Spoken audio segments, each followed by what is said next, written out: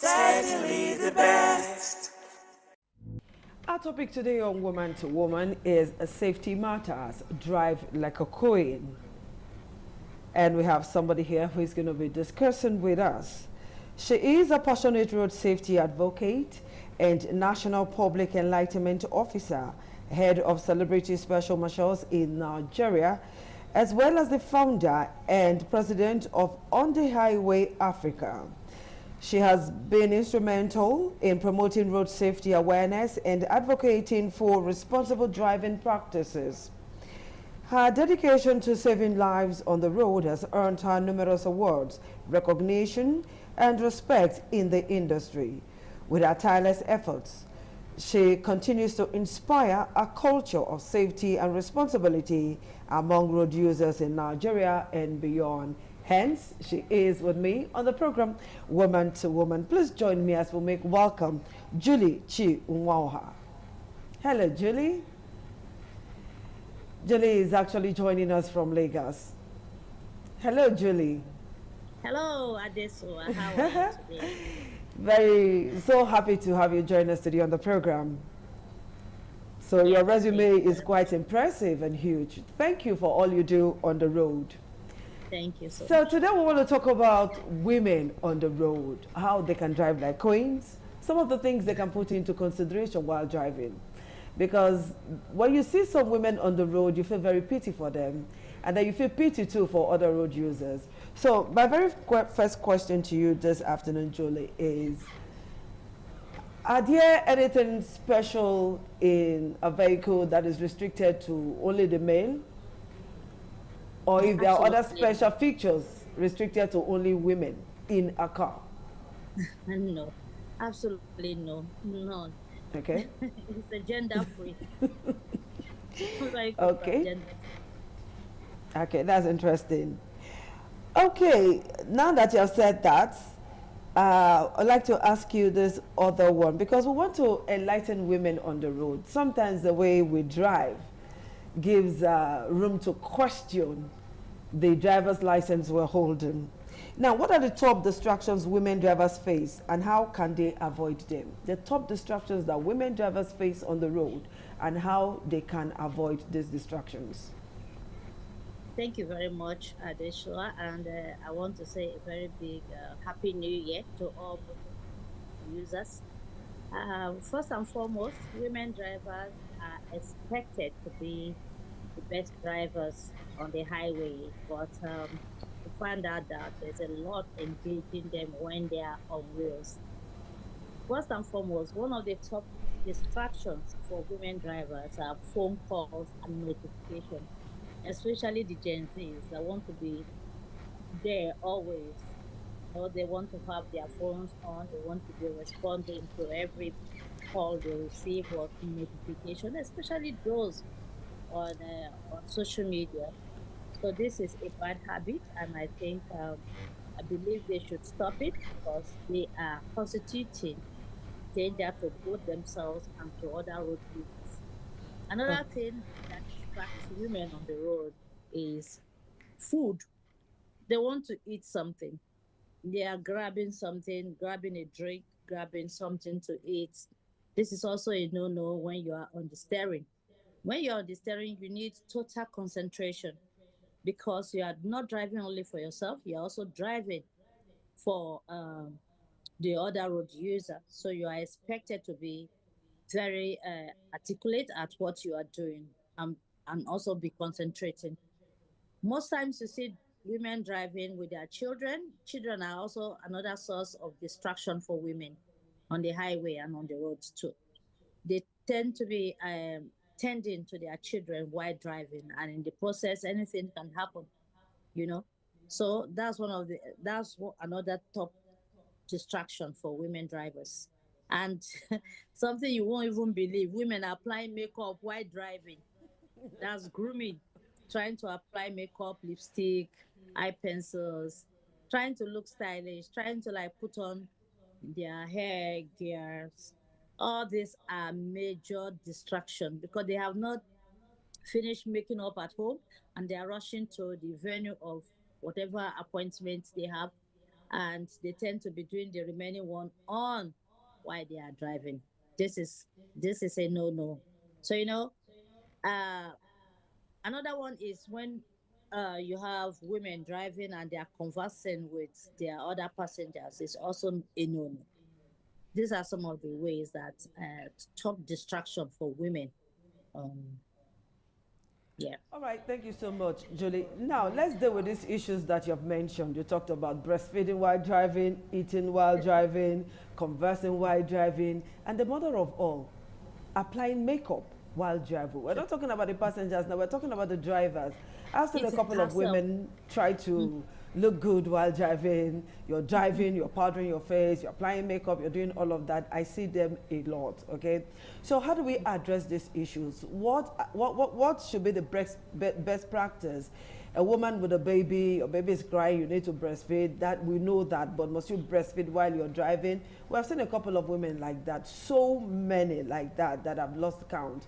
They do that nearly every morning when they are rushing out or rushing to do school runs. So what should be the best practice when a woman is driving and you have the urge to make your face up, to breastfeed your child, to eat while you're driving, and you see that one of conversing, that parliament that is usually held inside a car, that one is crazy.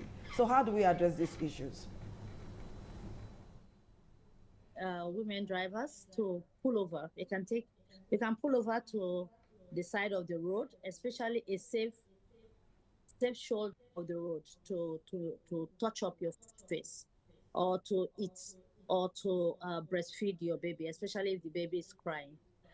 It's better for you to be safe and to be late to where you are going than to be late. That is one of the most essential for you as a mother because you're also supposed to be protecting the people around you. Protect yourself, protect your baby, and protect the other road user. So that common practice of breastfeeding should stop. It's a total distraction for you as a mother because if you are breastfeeding your baby, you'll be distracted and you are also an accident waiting to happen.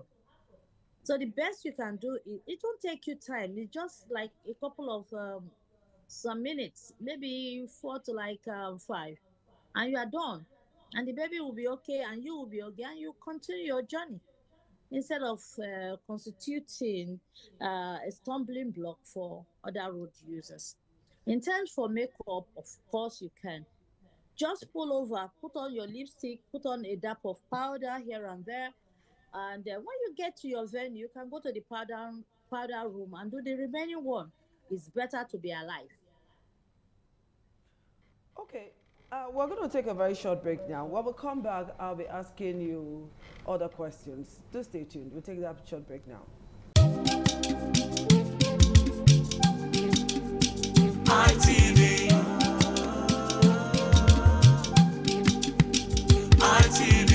ITV, certainly the best. All right, thank you very much for staying tuned to the program Woman to Woman on Independent Television. And we are talking with Julie Chi Nwoha, a passionate road safety advocate and National Public Enlightenment Officer and head of Celebrity Special Marshals in Nigeria, as well as the founder and president of On the Highway Africa. And she has done so much to save lives on the road.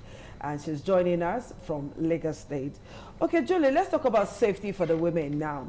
The first one I want to talk about is the issue of harassment on the road. Several times, some men are not, honestly, they are not friendly on the road, particularly when a woman is driving a fine car. They will make bad comments about that woman. They will badmouth the woman. And trust women, we will want to reply. Most of us will want to reply. And that few seconds of taking your attention away from the road, something may just happen. Something usually happens. Either you hit the vehicle in front of you, or you hit the pavement, or you hit a pedestrian, or something will just happen to create gridlock on the road. So how can we deal with all of this harassment, insults, and whatever on the road, particularly from the other gender? That's more like a road rage. you know, Trying to like have a fight on the road. When you are driving, expect anything, and you should, as a woman, be very tolerant of everyone on the highway, on the road when you drive. So I would like to advise my fellow women when they drive that when you have such kind of distraction, you do all you can to make sure that you control yourself. It has to do with control. It has to do with you being able to hold your grievance or anything that can distract you while you are driving because you have a focus, and the focus is the destination of where you are going to. You don't look at any other one. It's even a distraction to your destination. So whenever you have such kind of road rage, what you do is to make sure that you appease the other fellow, no matter who is right or who is wrong. The bottom line is that you keep peace and allow peace to reign. Even when they bought your car, there was a particular time I just picked up a brand new vehicle from one of the automotive dealers in Lagos. We were just driving out right outside of that gate. A man bashed the vehicle, brand new, tear rubber. We were just driving out. The vehicle doesn't even have a number yet. We were yet to fix a number. And he bashed us. I looked at the man and I was like, what happened? He looked dejected, and from all indication, he was like very unhappy. I came down from the vehicle and asked him, what was the problem? Why did you do this? He started apologizing, and in the long run, I found out that he was a senior lecturer in one of the top universities in Nigeria, and he was having a bad day. Some people bring their bad days to the road. And such kind of bad days, and you're not supposed to be on the wheels at all. So I had to like, okay, where do we go from here? What do we do? Do you know he didn't even have the money to fix that vehicle? So that brings me to the issue of insurance. Wow. We have to like bring in insurance into such kind of matter so that when there is a bash between two vehicles, you exchange your insurance, the policy, and then you could be taken care of so that we'll not have someone as old as your grandfather lying down and begging you, and you will be looking at all that road user will be looking at you like, are you not, you are very wicked. This old man begging you, lying down. But begging me and lying down will not fix the vehicle. So insurance will help us fix the vehicle. And I tell you, we shouldn't bring our rage or our anger to the road. That will create a lot of chaos. And that brings me to another question. Bringing anger to the road, you're fatigued, you're tired. There are some women, even when they are tired, they still want to drive. I don't know if it's a testosterone thing or the stubbornness in us. You're tired. You have not slept. You didn't have a good night rest. Yet you put your vehicle on the road to drive. And when anything happens, you direct your problem to village people. So how do we deal with this? That's fatigue. Fatigue can significantly impair driving ability. You know, you take a break, stay hydrated, and get enough rest to stay alert. You take water, go to a nearby, maybe a store or a supermarket, take walk for some few minutes, and then regain your energy, and then prioritize your life. Your life is very important to you as a woman, as a man, as anyone that is standing behind the wheels on the highway. It is very necessary and very important that you put your life first, because it is when you are alive that you can drive. Woman to woman, I'm not trying to draw you back, but I want to look at the position of the law. A woman who is driving and breastfeeding at the same time, driving with a child on her laps. It's not as if men don't do it, they do it. I see a lot of men who do that, but I'm particularly concerned about the women because sometimes we may not be that fast to react to situation, you know, because of that fear, that shock and all of that. Once an accident happens, the first thing a woman does is to scream, like those of you in Lagos, Mogbeo, that kind of a thing, you know, and those of us in Benin here, you know. So maybe because a woman will not be able to react very fast, those that carry babies on their lap, those who breastfeed, those who eat, in a bit to pick something from where you kept your food, just that few minutes of taking your eyes off the road, anything stupid can just happen. What is the position of the law on this issue? You are not expected, the law has stated it clearly. You are not expected to eat or drink or be distracted on the road while you are driving. It driving it a focus. It needs concentration. And if you are found eating or breastfeeding your baby while you are driving, it is punishable under the law. And if you are caught, you'll be taken to court and the law will come after you. You cannot escape it. There's nothing like you are begging somebody, oh, Mogbe, or whatever exclamation you're going to make, you make it. But after your exclamation, you will still be taken to court for interrogation, and the law is going to come after you, and you will be either fined or, depending on the weight of what has happened, you may be going to prison for it. But I tell unfortunately, you. women still do it. Even with this enlightenment campaign that we're doing here, tomorrow you will find 4, 5, 6 women who will do this. And the issue of taking one way, beating traffic, Oh, and all of that. I don't know if some of us women keep part of our brains at home when we're driving. If somebody beats traffic, it's a woman. And there are some group of women who will stand right there in the middle of the road, buying stuff from the road. And when you talk, is a problem. How do we deal with this? How do we sensitize women? How do we get into their heads to let them know that many of these things are wrong, particularly if the woman is driving a fine car and that person is a Gen Z, believing that any traffic officers that come should be able to just stretch our hands and that will be okay. I tell you, women are they are, what would I call, I'm a woman, it's a special being. We are all special beings. We want to do all our shopping while we are sitting down on the steering. We want to buy meat, soup, everything, vegetable.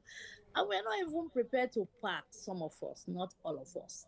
Uh, some of us that don't have that kind of training, that kind of discipline, want to really do anything anyhow. Have you noticed that some women even hold their children to the road and they put their handbag at the other side? These are not even women that are driving. I'm talking about women that are walking on the road, taking their children to school. They put their children on the road and they put the handbag at the other side, protecting the handbag and leaving the child at the mercy of God. You know, when it comes to woman matter, it's a big thing. It's a big thing for us. It's a big thing for federal road safety because we keep talking, and that's why you see the enlightenment is every day, every time. We just keep talking. Just like you said, the women look like they're stubborn. You ask, say, why will you stop me? Is it your car? It's my car. If I bash it, it's my car. I'll fix it. And then you now want, it's not only about your car or being bashed or that, it's for the other road user. That's why we are explaining this to you. I stop a lot of women asking them, oh, please, can you take your child to the back seat? Because a child under the age of 12 is not expected to sit in front of the vehicle. When you see these women, they want, the child even want to sit in front of the vehicle. The mother is not aware of the age limitation that is hindering that child from sitting in the front of the vehicle. And they're just going, everything is fine. The woman is on her seatbelt, the child isn't on his seatbelt, making matter worse for a number of people, both themselves and the other road users. So we say, women, please allow this information of safety to reach you properly. Be disciplined. You are mothers, and even if you are not yet a mother, you are going to be a mother. Don't murder people on the road. Be a good mother. These are some of the things we keep saying every day. Like you see, and like you always comment on my social media handle. Every day I am talking. Every moment on the road, I am saying one thing or the other, talking to women, asking them, must you park beside the market road? Park properly, buy what you want to buy, put it in your car and go. Anything can happen when you are window shopping, while you are still in your vehicle and you are buying stuff. So we keep saying this and we will not stop saying it until there's going to be a law when those kind of people are caught. But I tell you, there's a law. It's just that sometimes we are a bit soft. Implementation is usually the problem. On that area. We are a bit soft on that area, but it's not that we are soft. It's just that it's not. You just want to keep enlightening people. You want to educate people. You inform. You keep saying. You keep talking it, and that's why we are taking road safety down to the nursery, where you have children road safety advocates, so that when the child wants to sit in front of the vehicle, he or she by him or herself will tell you, oh no, until I'm 12 I cannot sit in front of any car. And when they are sitting behind, they are also expected to use their seat belt, because in the instance of eventuality, you can still be harmed. So it's always very necessary and very important for you as a road user, as a motorist, as a driver, whether you're a woman or a man, the vehicle doesn't know. You just know that someone is driving.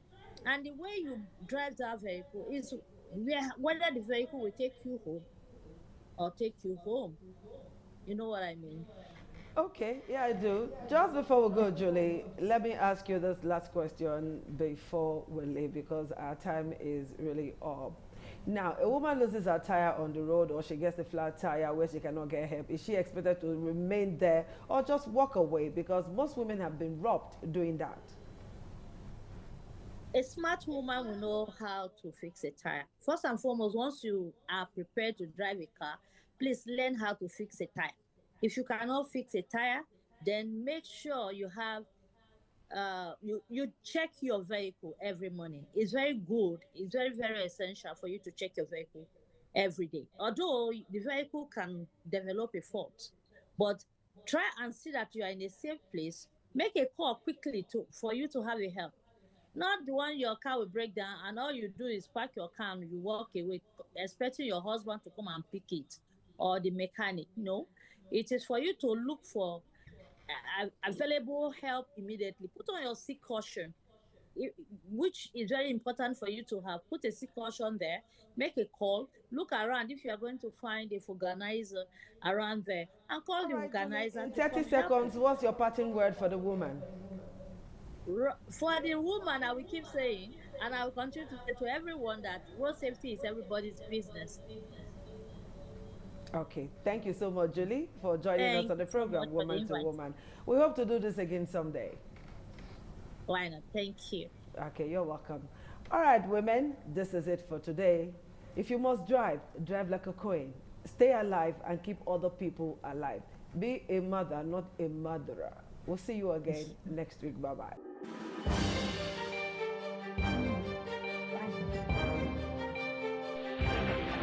This is ITV. Certainly the best. ITV. Certainly the best.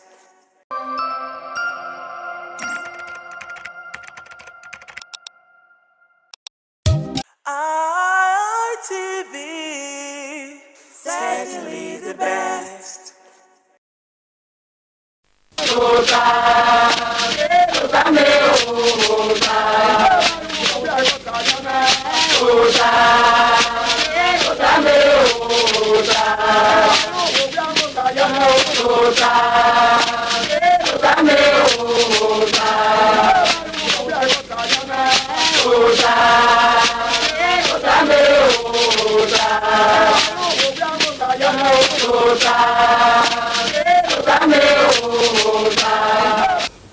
Oya bota now. Ugi bota we say anyone wa be enyupo ogbona.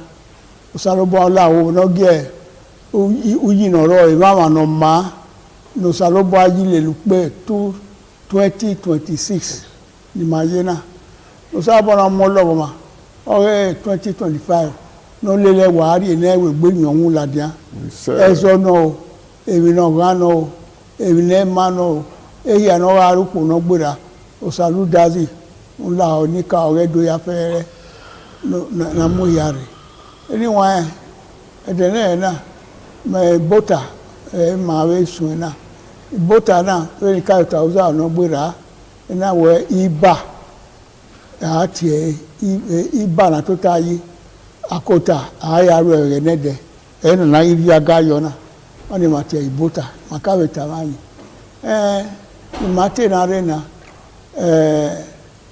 evani agwo egwa ibota ede na ore wa temege ebisugbe Victor edonebu wa donebu zamo wa ya selo gbe pogbo ni mala na ogogo no wa imi igbe wa imi mu wa imi ebe o oba atope ise ore wa teme pastor ka bari una muri ibi adonowo me ofo egbo sa oba go yaro iselo gbe wa be na kai wa bi tota wa bi dawe ofo egbo sa oba go waro oba atope ise me so abosa nge no bi o no ri edo ba yo ko awe do ya fere me we to wa ya o sa nu da no jo hin aro no jo fun egbe aro me o bi aro nu wa ni wa ri ano o sa lo bo ai ni ka o adino de nu wa na do ya fere oba atope anyway even magwa kana afi wori no ro de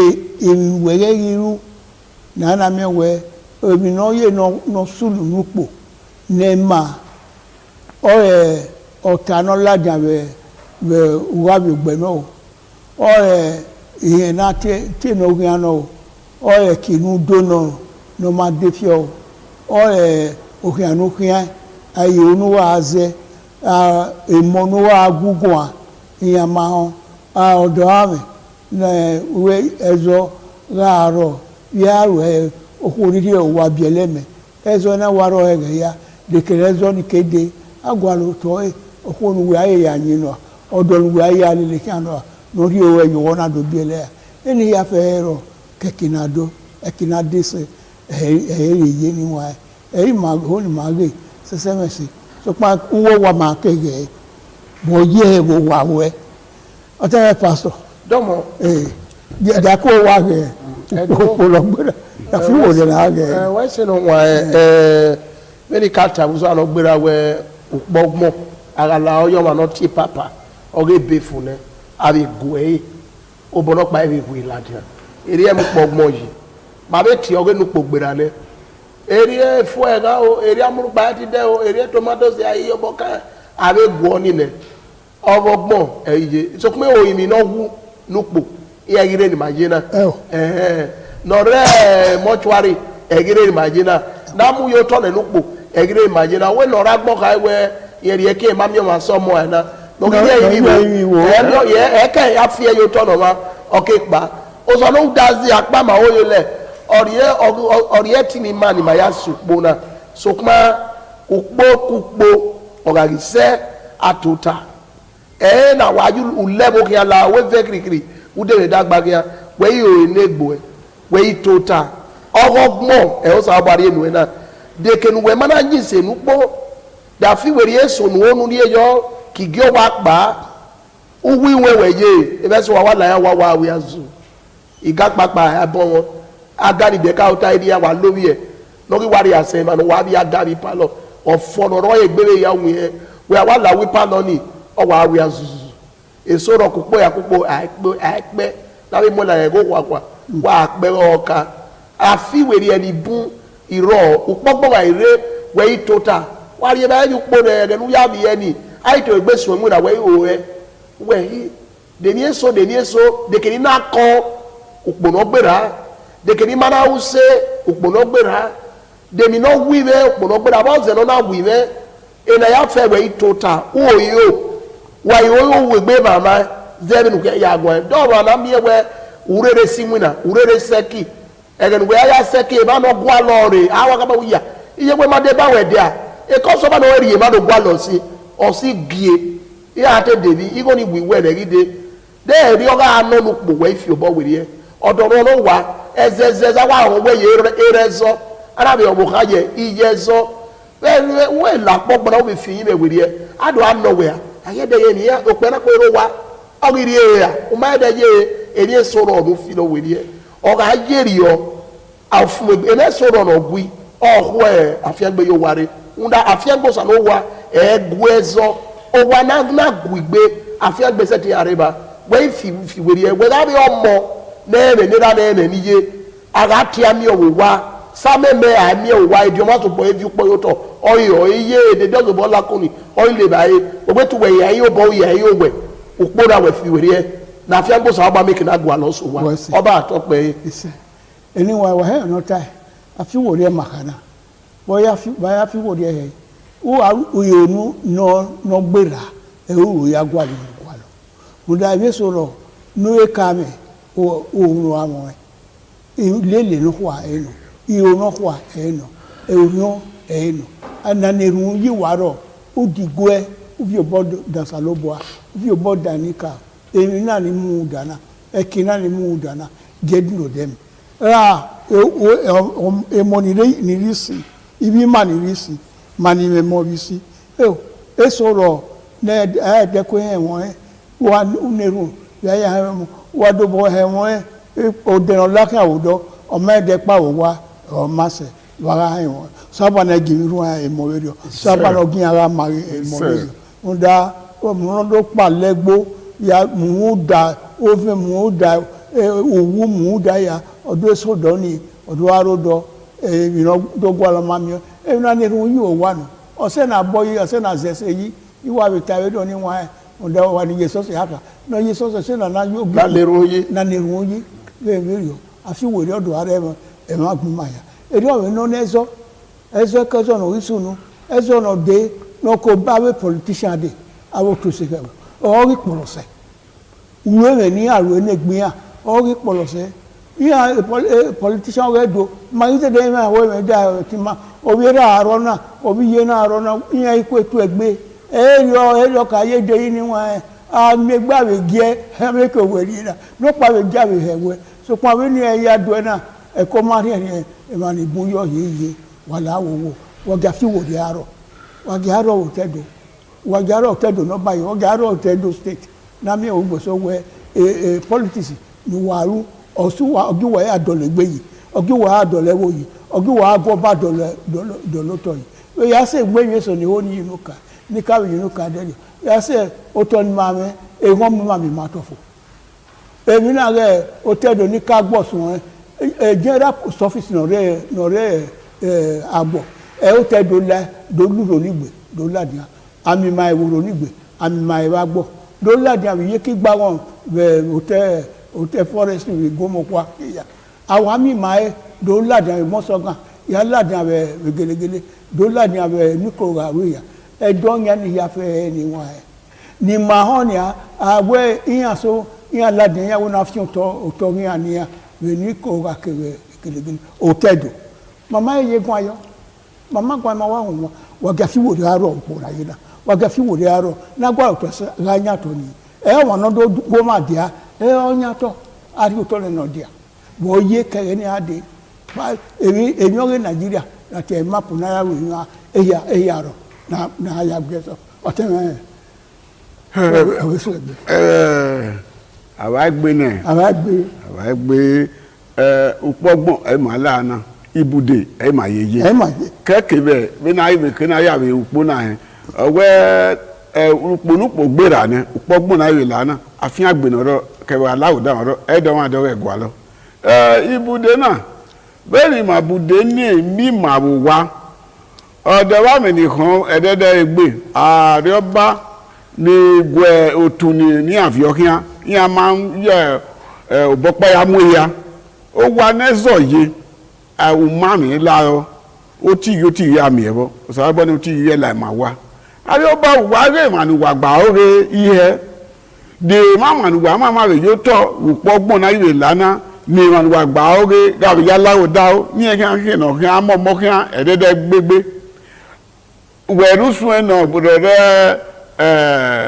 no gba o ga bo gbugbo a na ti Ministry of Agric fertilizer na wa viore na ya mewe to opa ati ilu e ipugi oya bi eyan oya emi ko yira mawo ra na ri no to ni no to me kina ri no ma no lu wa viore to do wa ra ya ogupo na no be de wa re mama he opia ayese ti adoya ugama aseti adoye olima na ti ifal aseti adoye dari oba di onari oba mama na ya mi we ati subsidy ore fu opa ama le ke na mi na be subsidy yi de opia ni no na be de no bu we office of government iparo opia ahinwa ugama emi na ya gbugbo ya ahinwa wa ya de bi wo no ma kan gbe ori e ti na o ma ope akewoko ni gbugbo ni aya se ti munimuna ni aho ni anwina ma ni bu wa ro ni yen na go no ya se ti ya de opia ama iwe adiden agoma ya afia abi adiden agoma ya gbo abi oba we wo we abi oba la wo ni ma ni re wa na we wo ri ma atumugaro ma we lawo da ogbe na teme ma no manya mi ari ro na ri emi no yo na ni ro mi yan dori ewuku oba atope ise anyone ya iwa dan heaven ni matana usabo ola wo iyi bi lele no keke no ro opona e ma gwa kan no gbera no ma defi ofo e ma na yinu kan ma we gwa kan unu ni ma filo be mi na re ni ati media unu ne do ya gwa yen ya gbegbe gwa mani ma mi o vi awa e ma pare wo na e ma pare Nigeria e ma palu e mi na re mi ati eyi utamuta ogi ma wa we so we ni wa ma ogi ma ya en egbe wo sunu wala wo wa gbere iwo nda oni no wa siokon ni manedonia o wa siokon eyi ni kere no ma metu gugun wa ri e ba ya ke ba ya fi gbugbe ya ro ya ona mara wo de aya gbe e ri o tan pastor ko domo wa to pe owe mi ga sunu e wo be oye kwere ga so bogedo okin owe wa me we no sunu na ni o to sege wo ligue e boda that politics or ligue nunda e ma dani revo e o to sege wo vio ya nwina abi zaguda abagbera gbiri e ma na ga mie wa mo yan ulela e yan lo ba ze we ga mo pa mo ma dani ni una mwe e police mwe yete gbe awe vaba ya yi tamuta tie ne gbo manis o ma neno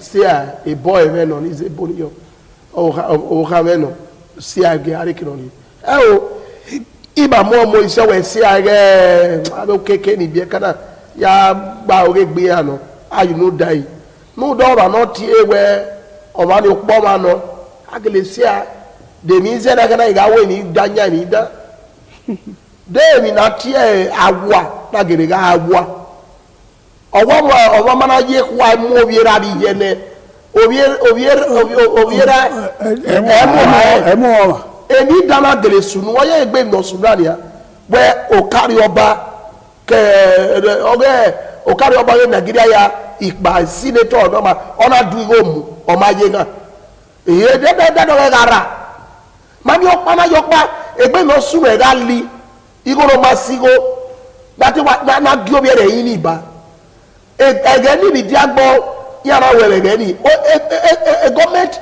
abe ba no mura o tese gabu ni muna ba ri oba egbe da do na ga gwo o ga gwo wa ke tienge wo fiase wa ke gbe ebe to we gbe ge uke mu ari o de kire permanent secretary ye we be na gbe na ki da do mebu mosa so pe ge ni ki pa mo to o na ga do mi na te million ara ga do mu ara ba gbe yo gbere no pa we yi ara we ye ka ba we wa do gbe mi na mo so po wa ke ara se o era negere wa ka bo wa ra se e ya wa do mu e uje ibozere na o ya igun ya nu ni ke we ya lu e ya yo we awe e do so wa unda gbo uri e ba gboge ba e o ri emi no gi sunu te bo na ni a e bi e ke na mi e kolo yo kwa da ya dole mi o ge nu we gwa ka ba no sunu nebo de social media owe o ma no ka ge bono rebu ye ige to eni e ga wi emi ya we egbe ni mari dia dori ya mu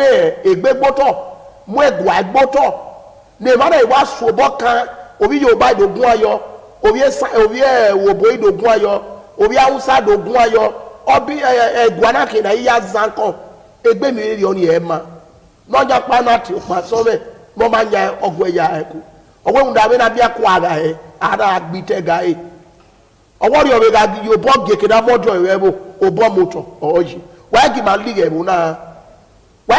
mu na ani kele na suno ya segbe owi yaji eri ono abe pastor no abe gbe na pastor no fi aba no samo owo ba meze ado ayi pin abo pa ni aya agi agbo ya fe keno boy wa ke bo ma wa ayi pin abo pa agi agbo ya nu dawe unyime ogeke no gi sunu webu ni ma la o we gwa kai mo to ba baba we o to ne ema ni lega ma mi ma ikia we mi o we do paro ya sin yo sege wa pa bari ni ero so po wa se gbi mi ma ado sikan supe ado mu ewe ladian ara feel nu giegbe ti ma me ma ni gwa fi esi re bona ti ma me ma ni gwa gbin na re bona so pa igbin na ni bi do we na ya gwo bi ra bi ye kan no na ya kwikia ye gbon we na re gwe we ere lama oye managbe owa managbe magwo regbe so po ga se we ya akori e bare amie we ala gwo popo pada be ni kata e no gbera ibi e go benue ogi adin ni amako unda e kagele mi ago ne abe ranu regbo ni aya agia kagele mi ago ne o ebu we gwe go gwa o bi benu o bi kaaba o bi ogoja no unda etmene gbi mani ba wa mo fanu de kolo yokma mo paga yo bo o se e na ya fe do ri abu na ya fe ne I ma ya koko ni ya mo to na imi o to segebu ni agebo na man egwa na gebo na man o mo no ba na la wo omo ga we mi da na ka ye mi da o omo de we si aka ma ge mi esi o nu da we have to be no we are le na ye be de do ri o ja be de na kwe oba atokpe we se no we ko de na oba e ba kwe o sare bo ayi ni yo to ne e we na ta eni wa o da o wa di ma ni bon wo hion e ru da we vivie ru e o ka kin e no de ka do ne o e sa jeme o ye ni wa ke do na ze ke ya we obi e do ipa gbe o yi o fiunu je do o fiunu ẹyin oriri ọba gbòrìrì o ọba gbòrìrì o ọba gbòrìrì e má ta ẹ nọ èmi ni ẹ ta tó sẹ èmi lórí ẹrù náà nànà má tó sẹ ń dá ẹ̀ẹ́dẹ̀ná wá rẹ ẹ̀ẹ́dẹ̀dọ̀ sùn ní wọn ẹ ọ̀pẹ ọ̀kẹ́dọ̀ á sùn wa mi owe egbe no sunu dia na owe ri owe wa howe ni adane no maba unda South Africa obi mana ori no ri polose no ro de o Egypt ga de ke poro ga de unda ebore ya te liye wa ana we he o ana we gbe mo wo de gbe wa ki ma ru yi no ma se Deo ebi so ma ko dore no ma he ni ebo o me na be dole yi e o me yen na be na yen to bi yen be ge salo ba la wo wa ebi no kiani o wa gi mani bu o hion be ni ibi ma so ya gun a do bo mi we ebi ne no sunu ana ro o kian be se kwa o be se ba we ebi no sunu ge no je a be dole yi wala wo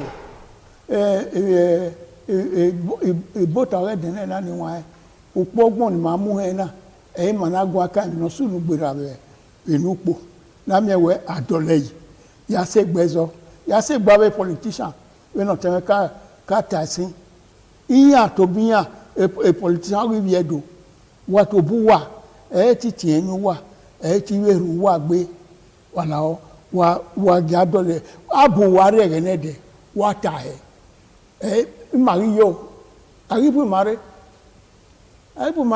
eti man ri owe ma ya yin noge ai si mabo wona yeri o na yeri edo we bo na yeri e bo na yeri edo we bo na yeri we ma bu we mo se Borina yeria he. Eno makwe no Mose. Borina yeria he. Sarbo la wo. Anyway, give out the nena. Mahamu utu ultimate pastor. E ma ete no ro wo ni ofun. Gwe gege tekere yo, ude ma bu na. Wa odo wa me no kan wo wa, we nupo. Upo ogun arena fi were e. Bare ikon. Ari oba wa atemi ami ma ni wa gba ore, wa fi were e ni wa mi ewu pona alugan obe aro. Èmi kèmí náà yà áwú náà má gé má làwò dá náà yà sí ìṣèké ọmọ àríyèké wà kí má kí èwúrẹ́ gbé wọ́ ni má làwò dá ọba àtọ́pẹ́ ilé má tó pé àtúkú ètò ọ̀sẹ̀ túyàn mà wáyà ní dààmú ẹ̀ ògì náà ọ̀fun gbẹgbẹgbẹ wáyà rọ̀ ọba àtọ́pẹ́.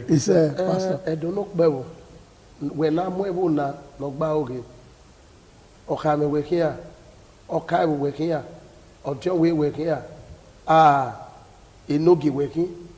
Upogma la na webe mami mamu gmo le lupogmo le boya de le boya fi werie na ka we enoge wa fi bo werie e o iwa ma o ri da mi o ma ni o para te wa de ro e yeri o me ga isun ke na pa me ga isun ayiko fa ma me so fi bo werie le boya de enu e no ya ma no ba no ya ma na gbon ya no ya ma negwa oba atope ise anyway yayi wadai ma bwane zebere temebe tai abe jon we wa mi ni jon we ni ari yu lame ake ma won e ka u lame ni ge eme mi no ki ariana asari abe no elegbegbu wona we da o do na we yin se ari abe aye be ye were awe go ma na ro ijo to wa ya fe abe jon we katikata o tan ge da osa odon we o igomo kwa eri we jo to abe o ka ge le ya fe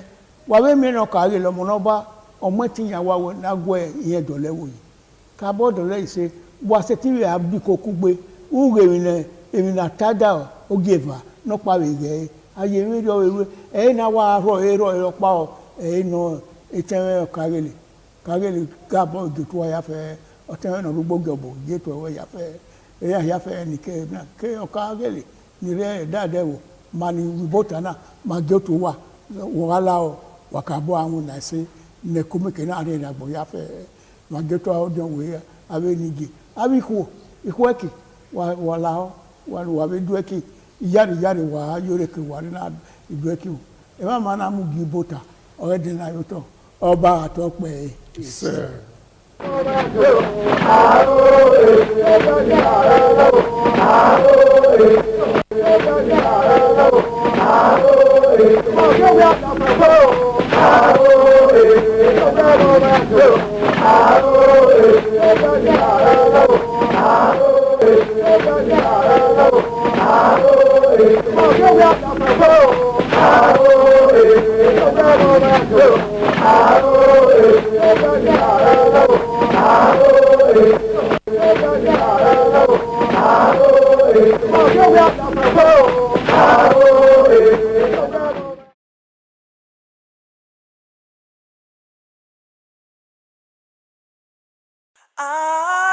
ITV, certainly the best.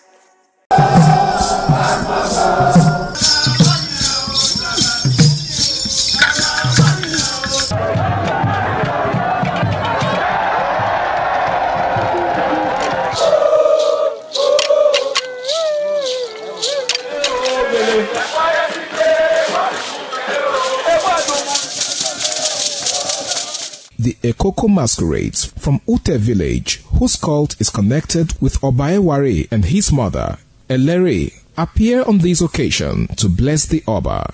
Ekoko is a ritual masquerade that dances to please the guests and the Oba.